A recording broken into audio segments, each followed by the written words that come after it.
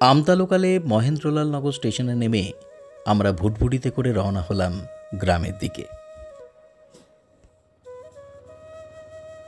Rail line পার হতেই সামনে পড়ল আলপথের মেঠো রাস্তা। আলপথ ধরে ভুটভুটিতে চলেছি গাঁয়ের পথে। দূরে ব্রাহ্মণপাড়া হাই স্কুল পড়ছে চোখে। তার মাঠের পাশ ঘেঁষে আমাদের ভুটভুটি এগোলো গাঁয়ের মধ্য দিয়ে কৈশিকীর দিকে। মেঠো পথের বাঁক ঘুরতেই দামোদরের কানা নদীর পাড়ে মধুকুটির কালীবাড়ি পড়ল চোখে। ছায়াশনিবির স্নিগ্ধ পরিবেশ। দরজার বাইরে বয়ে চলেছে কানা নদীর অবিরাম স্রোত। দুপুরের রোদ ছুঁয়ে বাঁশের ঝাড়ে বউ কথাকর ডেকে যায় বারে বারে। কৈশিকী, স্থানীয়রা বলেন দামোদরের কানা নদী।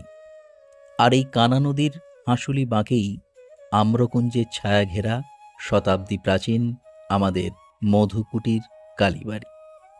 সময়ের সাথে সাথে ক্ষয়িষ্ণু হয়েছে তার রূপ। হারানো ঐতিহ্যের শেষ সম্বলটুকু নিয়ে এখনো মাথা তুলে দাঁড়িয়ে আছে কোনোভাবে। প্রায় 1 বিঘা জমি ঘিরে মাতৃদেউল ও দে পরিবারের ভদ্রাসন। একসময় খামার বাড়ি ছিল এটি। নগর কলকাতা তখন সবে উঠছে গড়ে। একদিন স্বপ্নাদেশ হলো সেই গাঁয়ের এক সাত্ত্বিক ব্রাহ্মণের কাছে। একই সঙ্গে স্বপ্নাদিষ্ট হলেন খামার মালিকের স্ত্রী ত্রিপুরা সুন্দরী দেবী। সেই সুদূর গঞ্জে বসে, যে কৈশিকী অমাবস্যার রাতে ঠিক 3য় প্রহরে দক্ষিণ বাহিনী এই কৈশিকী নদীর হাঁসুলি বাঁকেই এক বুক জলে নেমে ব্রাহ্মণ প্রথম ডুবেই যাহাতে পাবে তা যেন নিয়ে এসে ওই খামার বাড়িতে রাখে। সেই রূপেই সেখানে থেকে পুজো পেতে চান তিনি শ্মশানমুখী হয়ে। ভদ্রকালীর বীজমন্ত্রেই তার শক্তিরূপ উঠবে জেগে। তিনি বিমূর্ত হয়েই থাকবেন এইখানে, এখানকার অধীশ্বরী হয়ে। কারণ নদীর ওপারেই গাঁয়ের শ্মশান, প্রপন্নাশ্রম আর নীলকুঠির বাঁধ। শুনেই সোনাইয়ের গঞ্জ থেকে সস্ত্রীক মধুসূদন এলেন ছুটে। সেই মতো সেই রাতেই কৈশিকীর জল থেকে উত্থিতা হলেন দেবী। এই সেই বেলতলা। নদী থেকে উত্থিতা স্বপ্নদ্রষ্টা দেবী প্রথম স্থিতা হয়েছিলেন এরই বেদিমূলে। রাতের অন্ধকারে প্রদীপের আলোয় স্বপ্নলব্ধা দেবীকে খামারের ঘরে নিয়ে এসে রাখতে গিয়ে প্রদীপের আলোয় চোখে পড়ল তার রূপ। কিন্তু এ কি? এ যে একটি সিঁদুর কৌটো। দেবী রূপ কি এর মধ্যেই লুকোনো আছে? বিস্ময়ের ঘোর কাটতে না কাটতেই আদেশ এলো বজ্র নির্ঘোষে। এই কৌটোর আধারেই আমার শক্তিরূপ সঞ্চিত আছে, তাই এই কৌটোই পূজিতা হবে আমারই রূপ হয়ে। আদেশ শিরোধার্য করলেন তারা। পাকা দালান কোঠায় মাতৃদেউল উঠল গড়ে। সালটা সম্ভবত 1893-এর কাছাকাছি হবে। ততদিনে সোনাইগঞ্জের বাড়ি ছেড়ে খিদিরপুরের 10 নম্বর বাড়িতে ওরা এসেছেন উঠে। কিডের বাড়ির সংলগ্ন এলাকা থেকেই কিডেরপুর।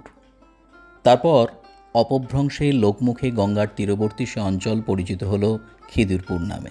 পাকাপাকি বন্দর করার প্রয়োজনে ততদিনে উঠে পড়ে লেগেছে ইস্ট ইন্ডিয়া কোম্পানি।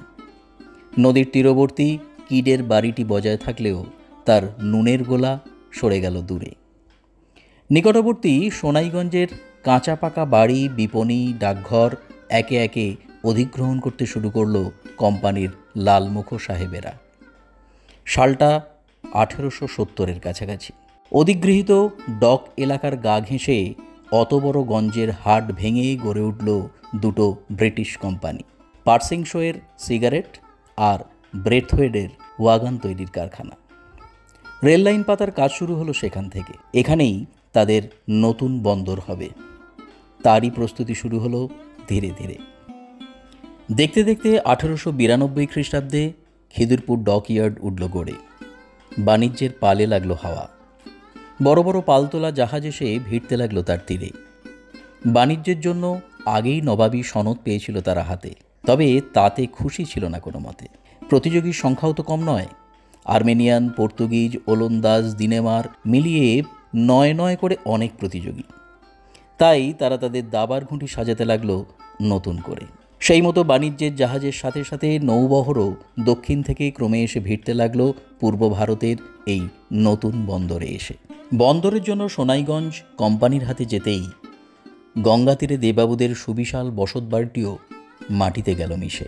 মধুসূদনদের পিতা জগন্নাথদের পিতৃপুরুষেরা ছিলেন নবাবী সেরেস্তার কর্মচারী। সেই সময় তাদের বিস্তর উপার্জিত অর্থেই নির্মিত হয়েছিল সোনাইয়ের সুবিশাল প্রাসাদপ্রম বসতবাড়িটি।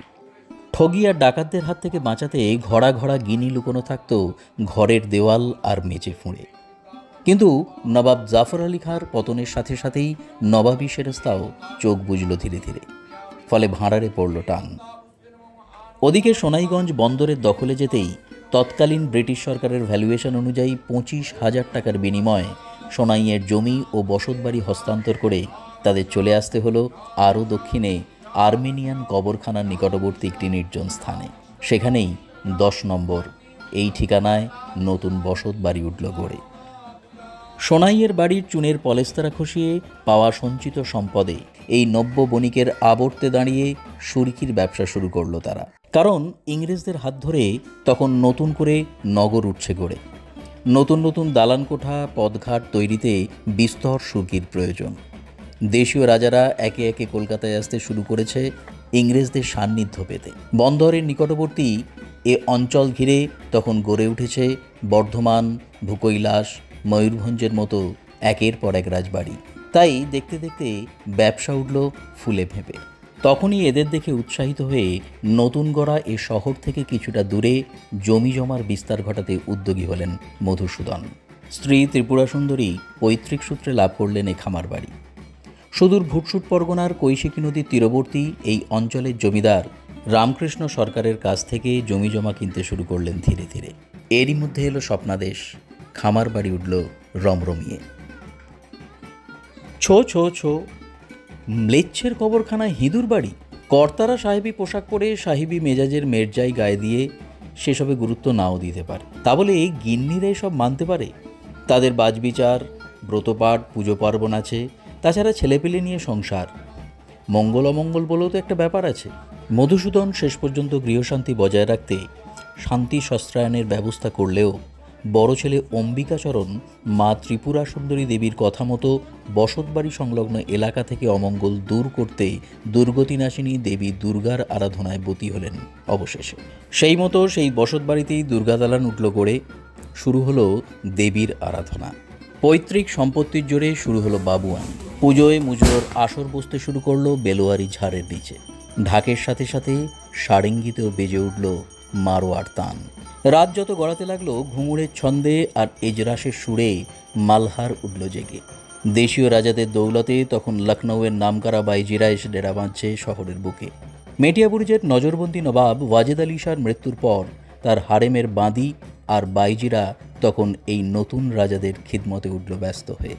উত্তরের বাবুদের সাথে টেক্কা দিতে বাইজিনেসের পাশাপাশি হরকরা আর গেড়োবাজদের লড়াইও জমে উঠল আকাশ জুড়ে। ততদিনে ইংরেজদের মৌসাহেবি করে সরকার উপাধি লাভ করেছে তাদের থেকে। সেই আনন্দে দুর্গাপূজার পাশাপাশি অন্নপূর্ণার পূজাও শুরু হলো দালান জুড়ে। সে বছর হলো মহা ধুমধাম। সকলের কাছে নিজেদের আভিজাত্যের প্রমাণ দিতে সে বছর তুলট বসালো অম্বিকাচরণ তার দুর্গা দালানে, ভাটপাড়ার ব্রাহ্মণদের সাথে নিয়ে। সোনার সুতোয় বেদি ঘিরে শুরু হলো সুবিশাল যজ্ঞের আয়োজন। অম্বিকাচরণ স্ত্রী ত্রৈলোক্য তারিণী দেবীর ওজনের সমপরিমাণ সোনা, রূপো, ধান, চাল, ধন দৌলত, তৈজসপত্র ব্রাহ্মণদের দান করলেন নিজের হাতে। কৈশিকী তীরবর্তী সুদূর ভুটসুট পরগনার ব্রাহ্মণপাড়ায় খামার বাড়িতে হলো বিবর্ধন। নৌকা এসে ভিড়ল খামার বাড়ির ঘাটে। 4 ছেলে চণ্ডীচরণ, হরিমোহন, ললিতমোহন আর সতীশচন্দ্রের জন্য নদীর পাড়ে 4টি বড় ঘর বিশিষ্ট সুবিশাল দালান বাড়ি উঠল গড়ে। ততদিনে দক্ষিণবাহী নদীর পশ্চিম পাড়ের আম্রকুঞ্জে এসে আশ্রয় নিয়েছে এক ঊর্ধ্বপুণ্ড তিলকধারী নবীন সন্ন্যাসী। জমিদার রামকৃষ্ণ সরকারের পৌত্র গিরীন্দ্রনাথ সরকার সংসারত্যাগী সন্ন্যাসী হয়ে এই নবীন সন্ন্যাসী শ্রীমৎ নেমি ভক্তি সিদ্ধান্ত সরস্বতী গোস্বামীর সান্নিধ্যে এসে 1290 সনে ষড়ভুজ গৌরাঙ্গ প্রপন্নাশ্রম মঠ প্রতিষ্ঠার প্রায় 40 বছর পর 1330 সনের 2রা পৌষ চণ্ডীচরণ দে সরকার মধুকুটির কালীবাড়ির বর্তমান দেউলের পরিকাঠামো সংস্কারের কাজে হাত দেন। তার পিতৃপুরুষের নামে প্রথম মর্মর ফলক স্থাপন করে